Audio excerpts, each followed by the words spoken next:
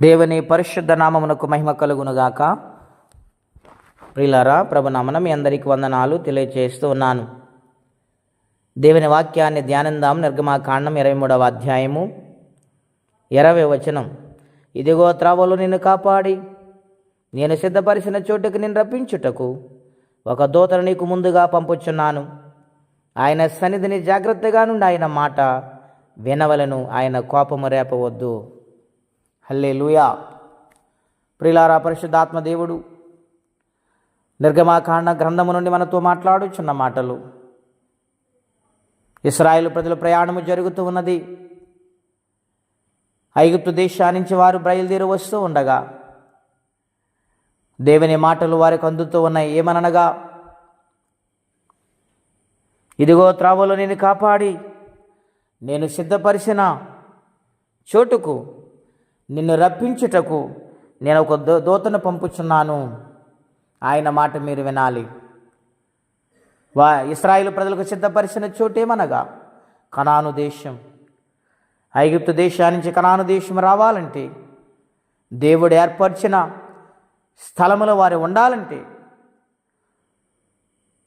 ఎవరినైతే తోడుగా దేవుడు పంపిస్తున్నారా దూతను మాటకు లోబడి కోపము రేపకుండా వారి ప్రయాణము సాగించాలని దేవుడు వారితో మాట్లాడుచు ఉన్నారు. గనుక దేవుని మాటకు లోబడి బిడ్డలుగా వారు ఉండాలి. అలాగే దినాన మనతో మాట్లాడుతున్న మాట, మన జీవిత ప్రయాణాలలో మనము చేస్తున్న ప్రతి పనిలో మనకు ఆయన తోడై ఉండాలంటే, మనం ఆ నిత్య రాజ్యము చేరే వరకు, ఆ గమ్యము చేరే వరకు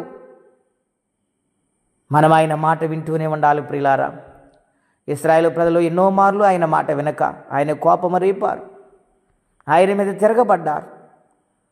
నీళ్లు లేవని, ఉల్లిగడ్డలు లేవని, దోసకాయలు లేవని, కీరకాయలు లేవని, మాంసము లేదు, చేపలు లేవని ఎన్నోసార్లు ఆయన బాధ పెట్టారు.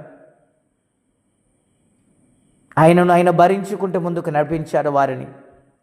మన జీవితాలు కూడా ఎన్నోసార్లు మనము దేవుని బాధ పెడుతున్నామేమో. ఒక్కసారి ఆలోచన చేయండి. ఆయనకు కోపము రేపే స్థితిలో ఎన్నడూ మనం ఉండవద్దు. ఆయన మాటకు లోబడి జీవిందాం.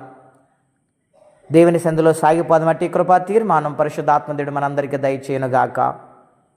ప్రార్థన. పరిశుద్ధుడైన తండ్రి, ఘనమైన మీ నామము కొరకై స్తోత్రం చెల్లిస్తున్నాం. నాయన, ప్రయాణమునకు కావలసిన ఏర్పాట్లు మీరు చేశారు. మీ దూతను కావలా ఉంచారు. ఎటువంటి హాని అపాయం కలగకుండా ముందుగా మీ దూతను నిర్ణయించారు. ప్రభువా, చేరవలసిన గమ్యానికి వారిని చేర్చడానికి మీరు నాయన ఒక ఆలోచన, ఒక ప్రణాళిక కలిగి నడిపించారు. అలాగే మా జీవితాల్లో కూడా ప్రతినిత్యం మీరు నడిపిస్తున్నారు. నాయన, తెలిసి తెలియక ఎన్నోసార్లు మేము కోపం రేపుతున్నాం, మేము బాధ పెడుతున్నాం. మమ్మల్ని క్షమించి నాయన మీ బిడ్డలకు అంగీకరించి మీకు లోబడి జీవించే భాగ్యం అందరికీ దయచేయమని, ఈ దినము దీవెనకరంగా మార్చమని యేసుక్రీస్తు పుణ్యనామమున ప్రార్థించి వేడుచున్నాము తండ్రి. ఆమేన్. దేవుడు తన కృపచేత మనల్ని కాపాడి దీవించునుగాక. ఆమేన్. అసమానుడై